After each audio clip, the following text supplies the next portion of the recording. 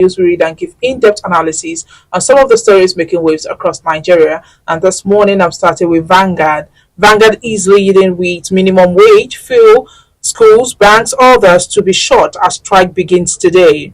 TUC Director Pengasan asks Bifi, a senior civil servant, to comply. Labour charges workers to beware of government's antics. Your proposed strike illegal. Federal government wants NLC and TUC. Suspend nationwide strike. Senate reps begs NLC and TUC as Akpabio, Abbas, Akume others intervention failed to stop strike. Nationwide Wage Act 2019 has expired. That's according to Falano and San. You can see that story on page 5 of Vanguard newspaper. Anxiety as federal government borrows 20.1 trillion naira under Tinubu. The uncles cry out over 3.7 trillion naira debt, and according to Wayne Lakefa on page 16, for me, education is basically the development of societal values for the continuation and progress of society and humanity. On page 31, sport, World Cup qualifier, Super Eagles camp sparkles. Stories above the banner. On page 13, Monday interview, the problem with Tinubu's misfiring leadership. That's by Akil Shutokun.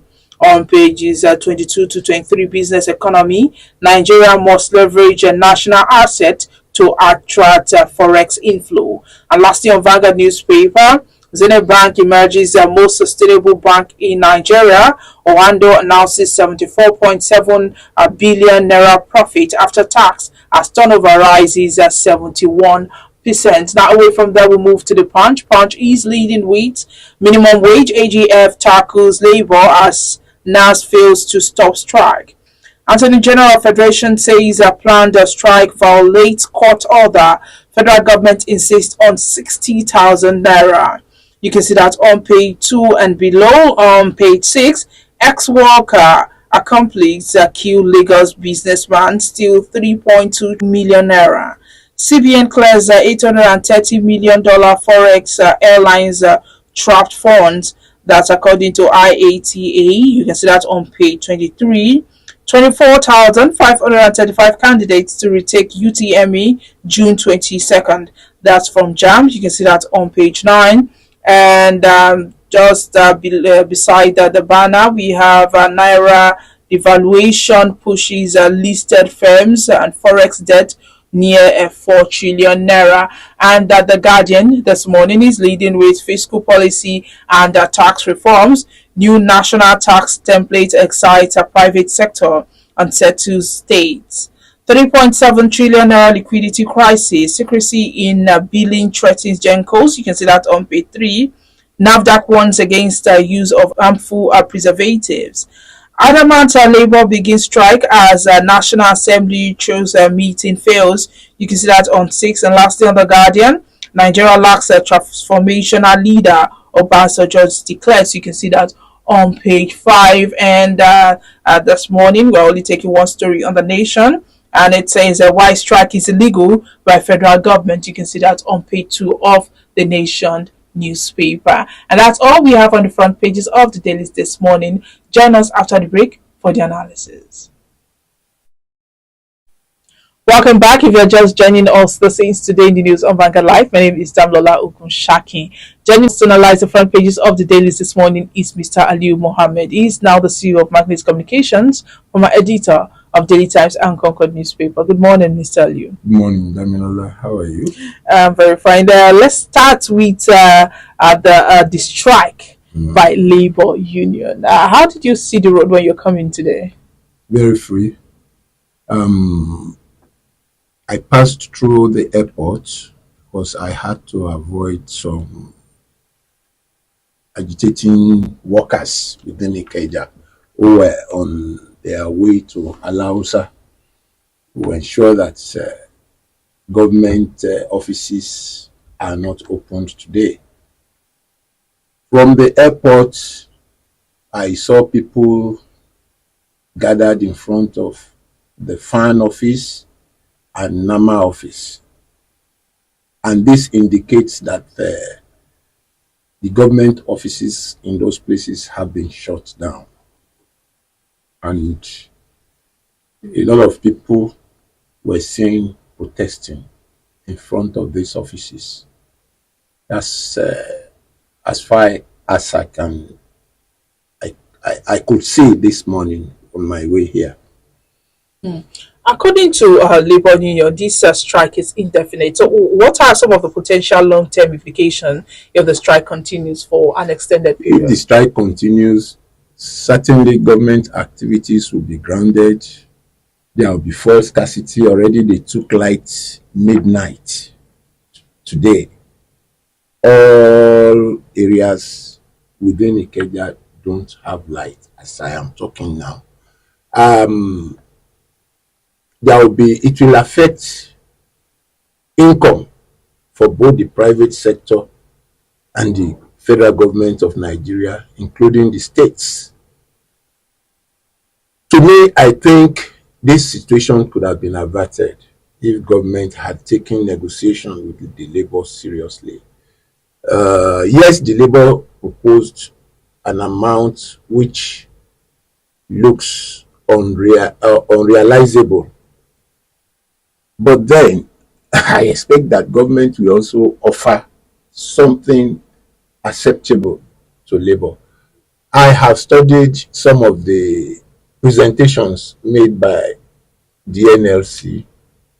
If the sum they want, 400 and something or over 500,000 as a living wage, if that is accepted and implemented, there will be what we call hyperinflation in the country today. If it is accepted, a bag of rice will have to be sold for not less than 200,000 naira. Yeah, so that from my layman point of view, if what labor is asking for is accepted, it will cause a major economic crisis in this country and it will ground governance in Nigeria. I can only plead and appeal to labor to sit with the government and accept something reasonable, a reasonable offer from the The government. government is offering 60,000 naira. I don't know, even if the NLC agrees to 600 naira being offered, 60,000. 60,000 being offered by government, I don't know how many private sector companies that could pay 60,000 as minimum wage. Take, for instance, a driver that is on 35,000 now. You increase his money to 60,000. And once you give a driver 60,000, you have to increase the salary of other workers that are far above the drivers. In a situation where you have the problem of power, you have the problem of high cost of diesel, high cost of petrol, high cost of raw materials for production, it is going to have a great and negative effect on the operations of the private sector. Yes, the government can accept 60, even 70, but I don't see any private person paying a driver 60,000. I mean, in a company where you have about 10, 20 drivers, 60,000 times 20, that is 1.2. But according to the labor, they place their demand based on the current inflation in the country. And if they are being paid 60,000 naira, they might not be able to meet demand. For example, this morning, while coming to the bus, BRT buses have also increased their fare. Same with the other public vehicles. I mean, Lola, there has never been a time where those who are earning the minimum wage have been able to fully meet their obligations. No matter how much you earn in Nigeria today, there is no how you can fully meet your obligations without looking for extra money. You understand what I'm saying? And acceptance of 60,000 naira by, by the workers at the lowest rank in the civil service doesn't mean that that 60,000 is what they are going to take home. It's the basic salary. There will be allowances. You understand what I'm saying? It's not as if at the end of the month they are going to earn 60,000 as salary. There is housing allowance, transport allowance, and all that added to it. So that is what people don't know. When they say minimum wage, they believe that it is the entire total package. You understand? There is transport allowance, there is housing allowance. Some government workers take leave allowance and all sorts of allowances. So let us be careful in looking at it as if once they say 60,000 is the minimum wage, that is what they take home. No. All right, the federal government, they've described the labor's union strike as premature and illegal. It said that there's a substituting court order precluding the labor from embarking on strike, which is yet to be vacated. It's unacceptable. What the federal government is saying there is unacceptable to me. The truth of the matter is that the federal government should be blamed for this strike. If you are engaging the labor in discussions over the new minimum wage, you should hasten up that process in such a way that this the labor will not see the government as being reluctant to come to a conclusion on the issue of minimum wage. They've had meetings several times. Why is it that such meeting has failed to arrive at a fixed minimum wage? What is the cause? You can tell us that the labor has been rejecting your offer, but you can sit down and negotiate seriously with labor and tell them this is what the government can take. You are free to even want 1 million naira as minimum wage, but it is for the government who is paying your salary to say this is what we can pay.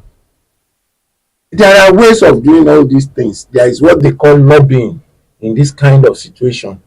Get top government officials to lobby the labor and lobby their leadership and let them face reality. This is not about activism. We are talking about the lives of the junior workers in government offices. So it is nothing that you have to be taken as if you are joking. So in this kind of situation, lobbying is permitted. Get the likes of Adams Oshomole, get the likes of the former deputy governor of Edo State, who is an activist, a labor activist.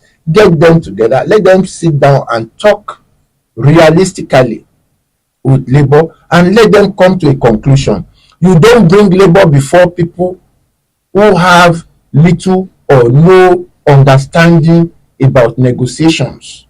Use the people who have had varied experience with labor, who are now in government, to negotiate with labor. If you take the NLC officials before the Minister of Labor today, I don't think that man has ever negotiated with labor before he became minister. He can be the chairman of the negotiating committee, but get the likes of Adams Oshomole, the likes of the former deputy governor of Edo State, and some other people who have had varied experience in negotiations with labor to be part of that negotiation. Even the labor representative themselves, when they see their comrades there, they will sit down and be serious about the negotiation that they are having. Not a government official that will see himself as a big man and you want to dictate to labor. No, there is no how that kind of meeting can produce any useful results. Get experts in activism and labor and union activities. Get them together with the minister. Let them tutor him on what it takes to negotiate with labor and achieve a positive result. Not that you get people who are arrogant, who see themselves as ministers and will not allow representatives of the NLC to tell them the truth. You understand what I'm saying? This is the only way out of this. If you don't use the experts that we have in government and who have been in the in activism before now, if you don't use them, there is no likelihood that government will achieve anything in the ongoing discussions with labor. You don't sit down as a master and be meeting with workers. No, it is wrong. You can't achieve anything. All right, let's move away from that. The push by the Presidential Committee on Fiscal Policy and Tax Reform from radical changes in the country's tax administration system. They said there may still be a political conflict between the federal and the state government in the coming month. What do you think about the fiscal policy and the tax reform changes? You see, any tax reform that you want to have that is not looking at the conveniences of the ordinary Nigerians in the payment of tax is not a reform. That is the truth of the matter. It is not a situation where workers are made to pay tax while billionaires who have the actual required tax that will change the fortunes of government finances are not paying tax. I know that the government, the past government in Nigeria gave so many companies tax holidays and asked them to engage in some government projects in lieu of tax payment. Yes, that is acceptable. But it is not as if that company or those companies should be exempted from tax payment for life. And the ordinary man, the civil servants, are the one paying tax. It is not acceptable. What we should do, any tax reform that we are going to have now should make tax payment easy for the ordinary Nigerians, the workers in the private and public sector. What we have today is a lopsided system of tax payment where only people engaged in government works that pay tax. The billionaires in Nigeria hardly pay tax. I can tell you that. You can check with FIRS. They hardly pay tax. So the government must look into that in the process of reviewing the system of tax payment in this country. Get those who have this money. Some people make free money from government. Yes, you will ask them to bring 3-month tax clearance, which they can easily do at FIRS without paying tax. FIRS, they will give them 3 years tax clearance without any payment. All you just need is to bribe somebody. Are we injuring the finances of government, the expected finances of the government, or we are helping to grow the finances of government? That is absolutely wrong. If I have earned 1 billion within a year, the tax accruing from that 1 billion must be paid, compulsorily paid to government and not into private pockets. So all reforms that government want to embark upon must take note of this, and then it must be a reform that will allow government to earn good money from tax payment from both the poor and the rich. The federal government borrowed 20.1 trillion naira from domestic investors in the first year of this current administration. Those who are expected to pay tax has not been brought into the tax net because they are the ones evading tax. They are making billions every day. But the tax, those in charge of collection of tax, leave them and just rely on those who pay as you earn. That is, people engaged in public and private businesses But the big boys that are earning this money are paying nothing. Hmm? So the if you have this kind of situation, government will continue to borrow.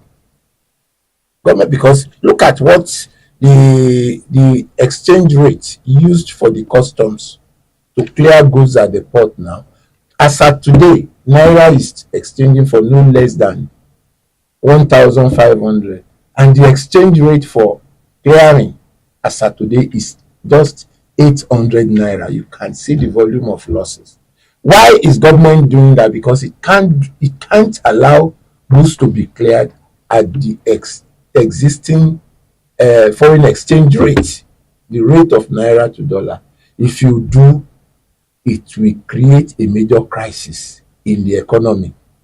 So government has already cut down about 700 naira from the exchange rate to ensure that clearing of vehicles and other goods at the ports come with less stress economically. But the amount that has been taken away from government income should come by way of tax payment. And how do you achieve this tax payment? Is to ensure that everybody, both me, you, and the billionaires, pay their taxes. I agree that in some situations you have to give concession to such certain companies who are willing to help in the development of public facilities around us. But then we should not do that at the expense of the income expected from tax payments. All right. Due to the things going on in the country, so many people have been talking about the leadership. Now, like Aki Oshikotoku, he talked about the president misfiring leadership. Also, the former president of Nigeria, Olusegun Obasanjo, on Saturday said that Nigeria is becoming more volatile, uncertain, and complex. According to him, that the leadership must wake up to its responsibility to create a better world for all Nigerians. What do you think about their statements? Obasanjo's statement cannot be taken seriously. His government started the this crisis in governance. I won't go too deep into all that. It is part of the ineptitude that we have leadership in this country.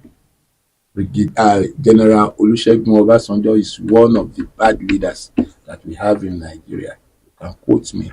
The truth of the matter is that the problem facing the country is a problem of leadership and the followership too.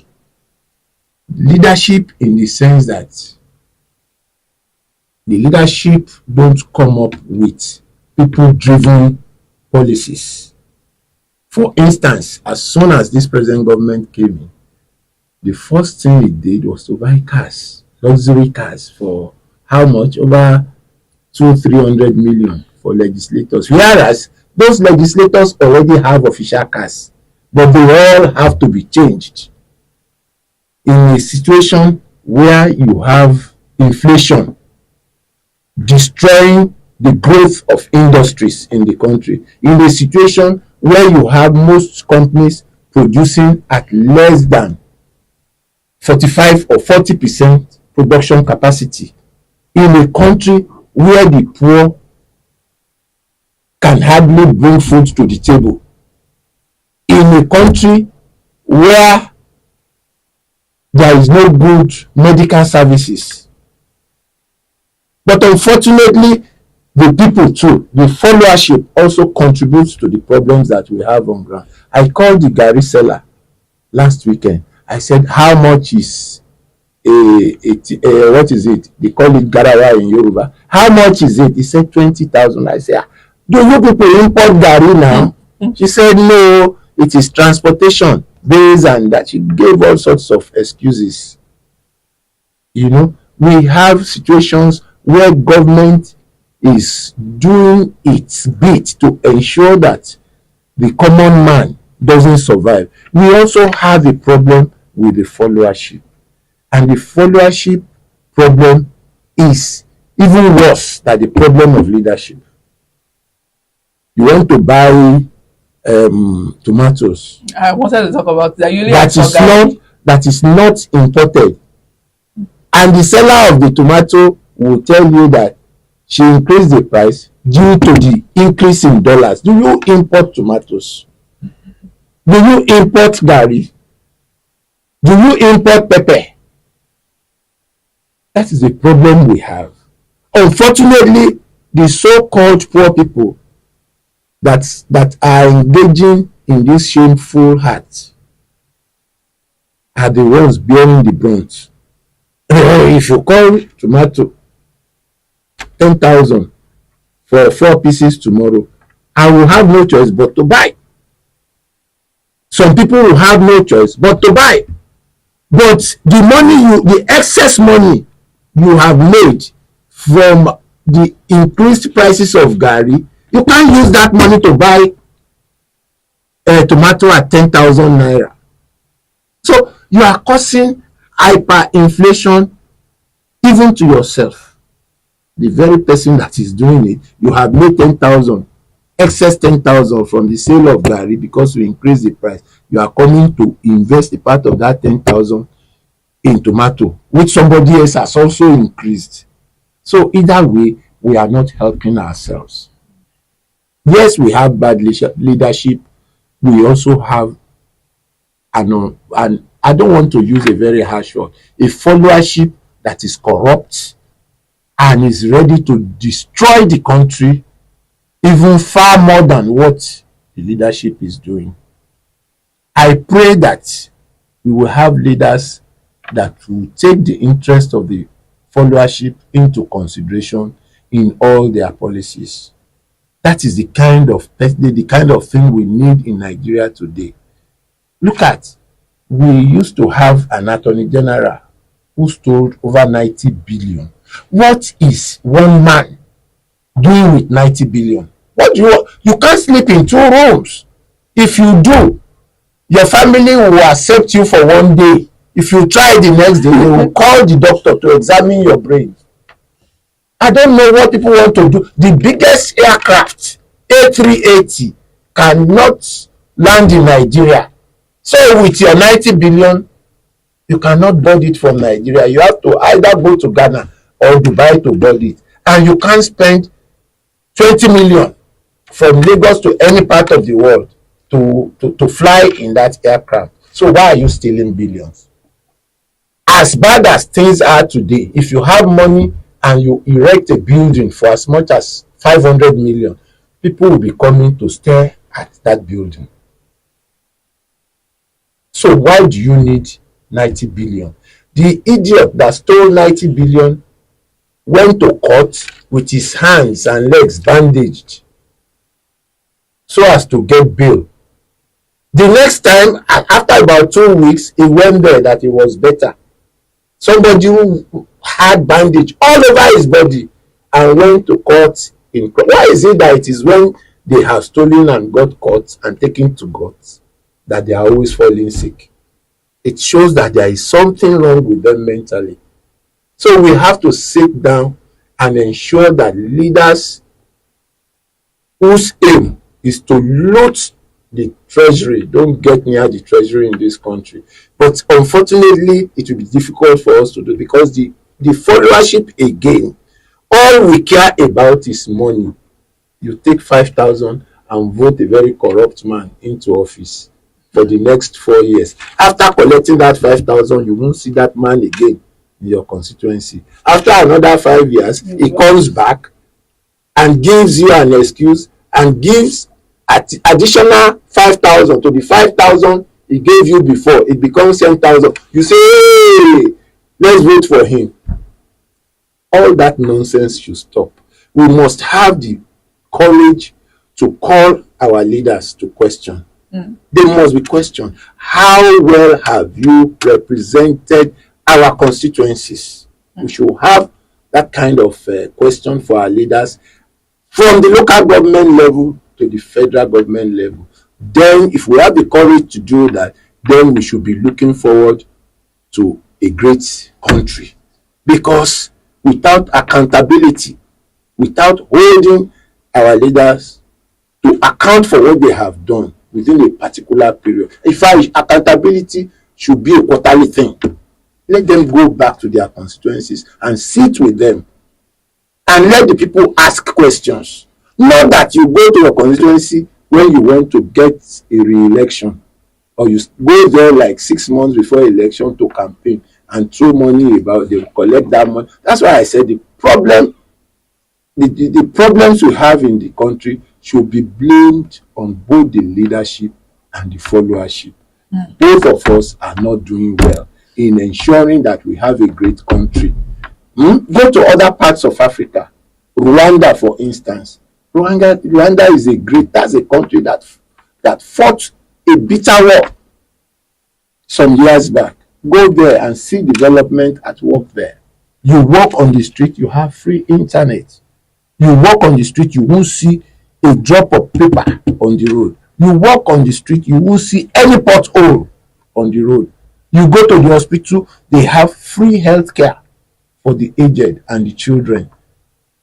So what else do you want in a country?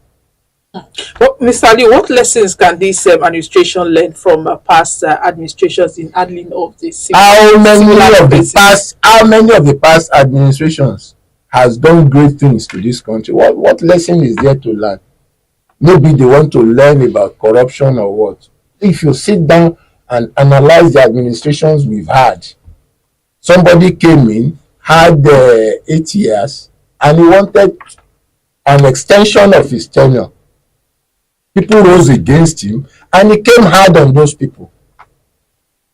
Another one came in, served 2 years to complete the tenure of Shehu Yaradua that died. He became president. He wanted a second term. He was removed. Buhari administration came. You all know what happened during Buhari. Nepotism, favoritism, tribalism. If you don't belong to a part of the country, you can't have access to anything good in this country. The people don't consider ability to deliver in the choice of government appointees. All they want is from the north, is from the east, is from the west. For as long as we continue to do that, you can't have the right person in the right position. We have some people in government now who shouldn't be there. I don't want to start mentioning names because I don't have anything against people. All I'm after is for the progress of this country. Look at the kind of things you experience at airports when you carry green passports, international. You will be screened. People will almost want to strip you naked because you are from Nigeria. Why should we have that kind of experience when you travel out? But me, I always ensure that I am calm. I'm not carrying anything that is against the law. I am myself. People stop me at the airport, they will say because my name sounds like that of a tyrant. Scream me, I'm not carrying any bomb because I'm Aliu Muhammad. I'm not carrying any bomb. So they will invite me over, search and search and search, and they will say, go. That is the mindset of somebody who has nothing dangerous to offer. So people should try as much as possible to contribute to the development of this country. There is nothing to learn from the past administration. Tell me one thing that could be learned by anybody. The only thing you can learn from the past administration is corruption. And we don't want corruption in this country again. We want it stamped. If you sit down and properly analyze the administrations we've had since we returned to civil rule, you will know that there is it the government that started Lagos Ibadan Expressway that didn't complete it for how many years? Is it the government that was unable to repair the Third Mainland Bridge until this government came in, and somebody who is regarded as an Igbo man came in and gave us a better Third Mainland Bridge? A Yoruba man was Minister of Works, a former governor of Lagos State. Abandon all the roads in Lagos. Go to Lagos Abeokuta Expressway. You wouldn't believe that a Yoruba man was president of Nigeria for 8 years. The road to his own town remain unrepaired till tomorrow.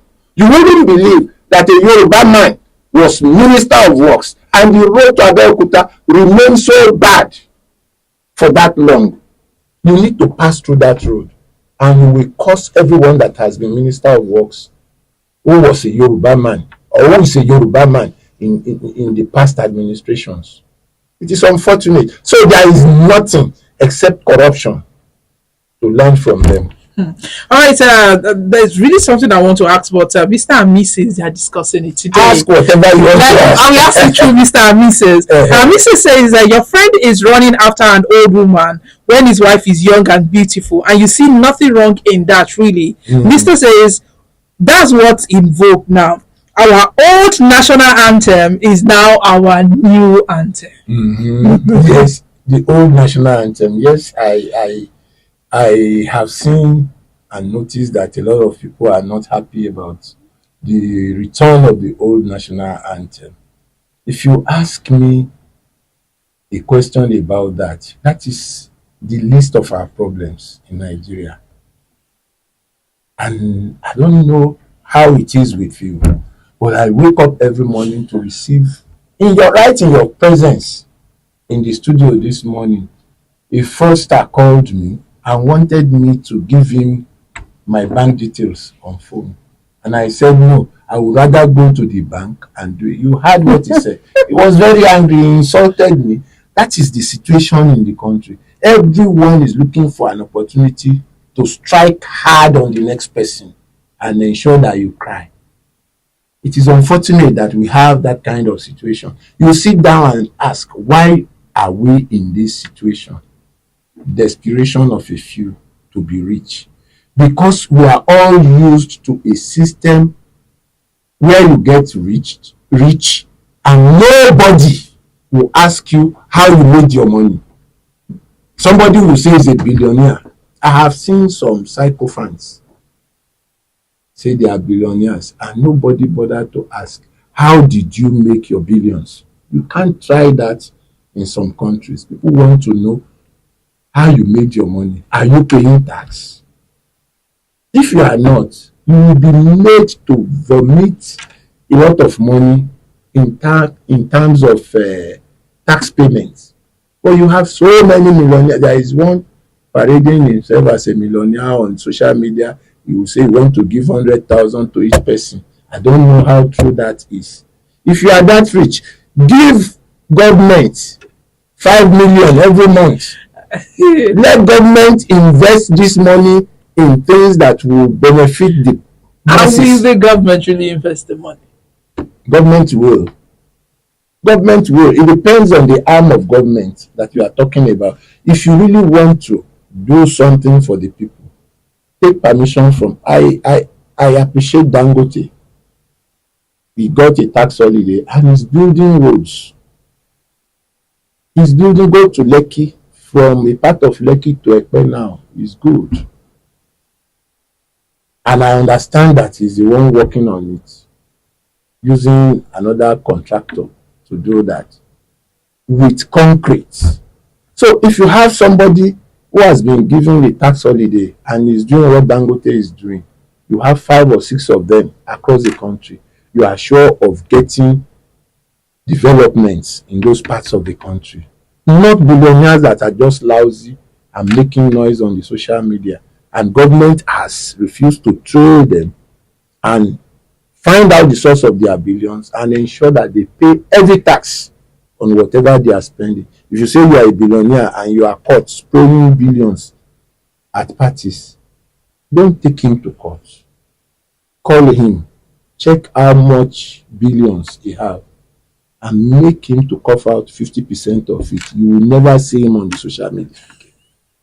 That is the truth of the matter. People will say that is draconian, is this, is no. Some governments are doing it in Africa. You are a millionaire or billionaire and you are spending so recklessly. They will sit down with you and give you what you must do for government. Otherwise, you get arrested. You say it's dictatorial. No, I like that kind of situation in a democracy that we are operating. If your source of income is not clear, you should be made to spend that money on the government project before you can be set free from criminal prosecution. That is my own solution to all this acquisition of wealth left, right, and center, and the wealth that have been acquired remain. The people who acquired such wealth cannot even tell anybody what they did to get that money. Go to Lekki, you see people buying land and building houses that are not occupied. What are they doing? Money laundering. You just want to put that money on a project, even houses that are not occupied, because that money, you can't put the money in the bank and you must spend it somehow. So government must sit down and look at the list of these so-called billionaires that we have and ensure that they are paying adequate tax to government, or if they are not paying, get them to do a project that will benefit the people, either they like it or not. No, you won't. You have been arrested, right? That's what they do in an African country. You have been arrested for having so much money. They won't charge you to court. They will make you to do a project that will benefit the entire people. All right, thank you, Mr. Liu, for joining us this morning. You are most welcome. Yes, and of course, to get more of our top stories, you can follow us on all our social media platforms showing on your screen on Facebook, Instagram, Twitter, TikTok. You can also visit our website, www.vanguardindia.com, to get more of our top stories. My name is Damilola Ogunshaki.